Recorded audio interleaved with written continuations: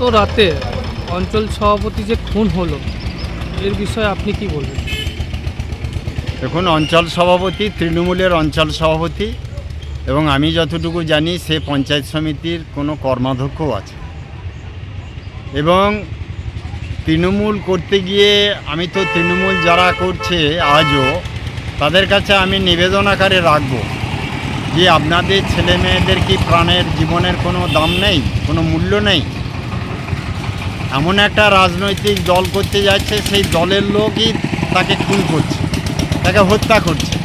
এই রকমই একটি ঘটনা, হয় কেষ্ট গোষ্ঠী কিংবা কাজল গোষ্ঠী, যেমন সিউড়ি পৌরসভাতেও দেখছি দুটো গোষ্ঠী, সেরকম এই কোনো গোষ্ঠীকে খুন করলো। খুব দুর্ভাগ্যের বিষয়, কোনো মৃত্যুই কাম্য নয়, কারোরই খুন হওয়াটা আমাদের কাছে ভালো জিনিস নয়। সবার জীবনের মূল্য এক।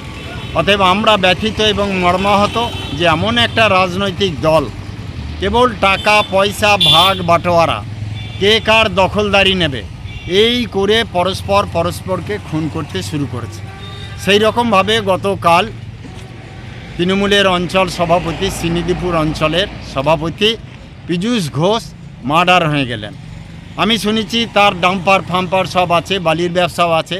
আর যত গণ্ডগোল এখন এই বালি নিয়ে, টাকার উস্কান নিয়ে, এরকম একটা কোনো গণ্ডলে কোনো তৃণমূলকে হত্যা করলো, এটা দুর্ভাগ্যজনক।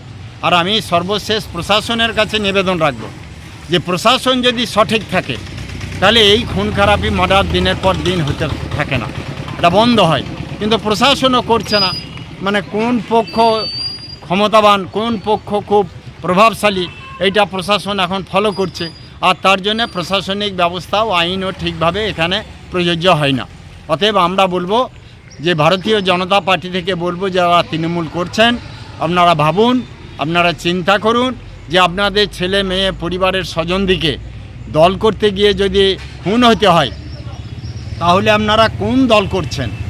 এই জন্য ফাঁকা হয়ে যাবে, কারো হাত ভাঙছে, পা ভাঙছে, কারো বাড়ি ভাঙছে, কাউকে অগ্নিসংযোগ করে আগুন লাগিয়ে দিচ্ছে, আবার খুন করছে। এই ঘটনা বীরভূম জেলায় প্রতিনিয়ত তৃণমূলের মধ্যে চলছে। অতএব তৃণমূলের এখন গৃহযুদ্ধ, এই গৃহযুদ্ধ কবে শেষ হবে সেটা এখন আমরা দেখার অপেক্ষায় আছি।